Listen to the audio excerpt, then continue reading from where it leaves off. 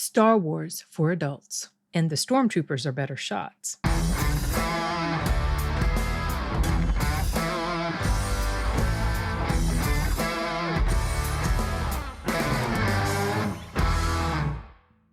That was kind of a lame opening, but I couldn't think of anything quippy, except I do remember that during a conversation that I had on my Discord server with Simon, who you guys probably know pretty well. He's on a lot of the live streams I do. He had described this show, Andor, as Star Wars for adults. And that's the perfect way to describe this show, you guys. I finally got around to watching this, and it was really through the urging of my brother Tim, who just loved it. I wasn't super interested in it initially because, well, you know what Disney's done with Star Wars and so many other franchises. It's just, they just taint everything. And I felt like it was probably going to be no different for this. However, Rogue One is my favorite Star Wars sequel that's come out since the original trilogy and then the prequel trilogy. All that. I loved Rogue One. I thought it was really good, and I didn't expect to like it as much as I did. And so if the creative team behind that is also the same team that's involved in the making of Andor, which they might not be, but if they are, of course, it should make sense that this would be just as good of a show as Rogue One was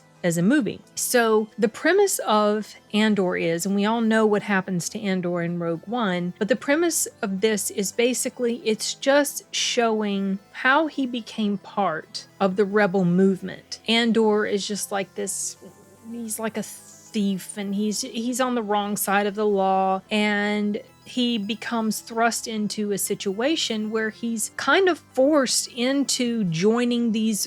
Not really forced. Initially, he's doing it for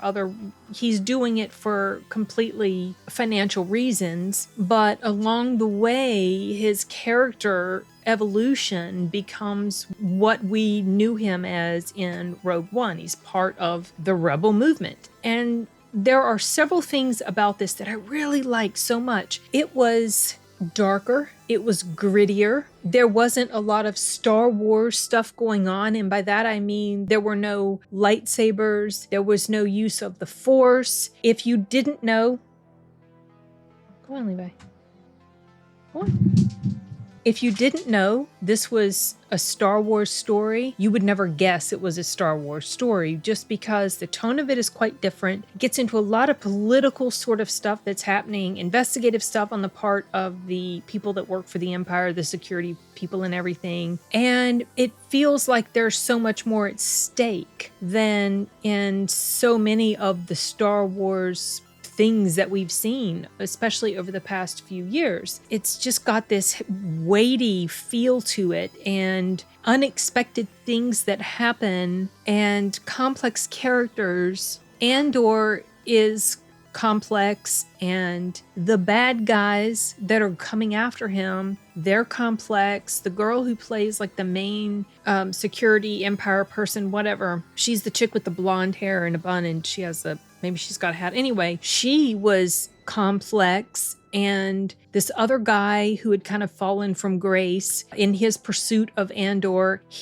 that guy right there to the right, he was an interesting character. Like, none of the characters in here really, especially like of the main group of people, including the good guys and the bad guys, none of them were simple cardboard cutout characters. They had depth to them. And even the bad guys, you got to know them and you got to understand them. And they were just that girl right there. They were well-written characters, and they did not feel like your stereotypical baddie. And I love that about this show. I loved the dialogue in here, the banter that people would have, especially when you're talking about, like, let's say the character of Mon Mothma. Her right there. She was in this really complicated situation because she's in the Senate. I guess she's like a senator. I think she's a senator. Anyway, she's in the government, and she's doing this behind the scenes scheming and planning because she's trying to assist the rebels. but she's in a very precarious situation. Nobody that's really, well, like, not nobody, but she has to keep this hidden from her family. And it shows the toll that this is having on her and how hard it is for her to be doing what she's doing. Like, we just get so much more about her. She's a very interesting character. She's played extremely well by the actress who also played her, I think, who also played her in Rogue One. She's also done voice work for her. She had apparently filmed some scenes for maybe episode 3 that got cut, unfortunately. So this woman has been in this role for a while and she owns it, and I really liked her portrayal of this character. I like also the fact that this is not a super fast-paced show. This is like it's definitely like a slow burn. Maybe some people don't like that when it comes to Star Wars material. I mean, there's always something climactic that happens, but the progress of the story, it's very much taking its time to get Andor to where he needs to be at the end of this series. And we're going to be heading into season 2 in about a year, because I think that season 2 is going to come out sometime in 2024. And that's going to be the last season. That's going to be, I guess, taking us up to the events of Rogue One. I feel like I want to go rewatch Rogue One, you guys, because it's been so long since I saw it. I only saw it once on the big screen, and I really liked it. And now, after having seen Andor, I would like to rewatch it and see what his character is like.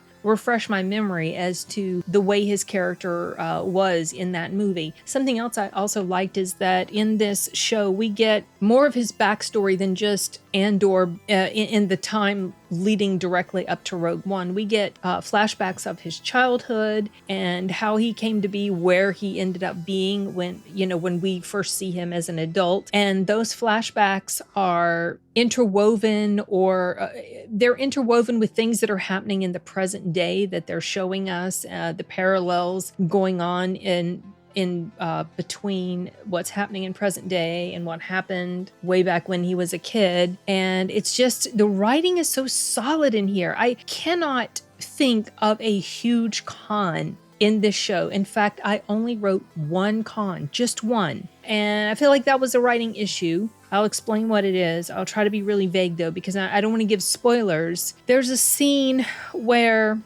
like, stormtrooper type people or whatever they had chained someone up to like a wall outside, and a person comes upon the situation and sees what's happening, and he knows this person that's chained to a wall. And these stormtrooper guys, or whatever they were like, I don't think they were in the white stormtrooper outfits, but I'm going to call them stormtroopers. They were enforcers for the Republic. And this person sees this other individual chained to the wall and, like a doofus, rushes right for the stormtroopers. Now, mind you, these dudes had guns. The stormtroopers had guns. And he yells out this thing and he runs at them. Like, in what world do you think that sort of behavior is going to accomplish anything other than your death? You're running at officials for a government, and they're armed, and you're charging them. Now, I get that this character, this particular end result had to happen to this character, but the way they wrote that character there made no sense at all. That was a true eyeball rolling moment for me, because it just made no sense. It was very clunkily written. I think that whatever had to end up happening to this guy needed to happen in some other way. That is honestly the only con. It feels like in this show there's 3 phases to it. We have the beginning phase of Andor, and it's talking about his backstory, and he gets caught up in this stuff. And then the second phase of the show, and I believe there's 12 episodes, then the second phase involves time that is spent in a totally different location in his efforts to extract himself from that situation. And then the third phase, which is leading up to the events that are going to bring the climax of the ending, or the end of the story, and bringing Andor to the point where he is now fully on board with the efforts of the rebels. And it takes its time to lead you through each of those phases. It doesn't rush through, even though there's not a ton of episodes like I said, 12. Each episode is less than an hour long. The credits last about 6 to 8 minutes long. So let's say if it says an episode is 50 minutes long, it's really going to be more like 42 to 44. So there's not a slop jar full of episodes, but there are enough episodes to tell this story arc in a very solid, well-paced way, and I loved it. And I'm really looking forward to the next season. I understand that this particular show did not fare too well as far as audiences watching it, and I'm not sure why. Maybe because it's one of the least Star Wars-y stories out there. Maybe people didn't like it because there weren't lightsabers. I didn't care. I felt like this was one of the more solid shows I've seen in a while, and especially something coming from Disney, especially a Star Wars show. So yeah, I highly encourage anyone who's been feeling like they've just lost confidence and faith in the Star Wars material that we've been given of late to give this a go. I think you will be pleasantly surprised. It is not something that was sloppily made. It's evident that time and care was put into the construction of this story, and all of these characters very interesting. And it's not just Andor. We see, as I mentioned, we see what's going on with Mon Mothma. We see what's going on with these people that are in pursuit of Andor. We see what's going on with the other rebels that are involved. It's just solid, you guys. I can't speak highly enough of this, and I'm glad I finally took the time to watch it. I know, like I said, it's been a bit, so I'm way behind the times on this, but oh, and Andy Serkis was great. I didn't even mention he's great in almost everything he does, except I did not like his performance in the Luther movie, but whatever. That's a tangent. Anyway, yeah, give this a go, you guys. I think you'll like it. Oh, also, something I was going to mention is that the environment feels very, it feels gritty. It feels real. You are just, there's no hand-holding and explaining certain things to you. You're just kind of dropped in this world, and this is the situation, and you're following Andor, and it's not a glamorized environment like a lot of the Star Wars movies and shows. You see the harsh reality of people under the thumb of the Empire. Andor also is not... He's not like this Mary Sue perfect type of person either. There's something he does at the very beginning that a good guy wouldn't necessarily do. And that gave him a level of complexity that made him, and by extension this show, so interesting to me. Okay, I think, oh yeah, I was also going to mention the CGI was pretty decent. And there's not a lot of fantastical, crazy creatures. I mean, you see some, but it's not over the top and insane. It just feels, this feels like something that takes place on, it could be Earth for all we know, given the how rooted in reality this storyline comes across as, and the environments as well. So, okay, I believe that is for sure it. So I'm going to go ahead and wrap this up. Don't know when this video will go up, but at some point. Okay, you guys, adios.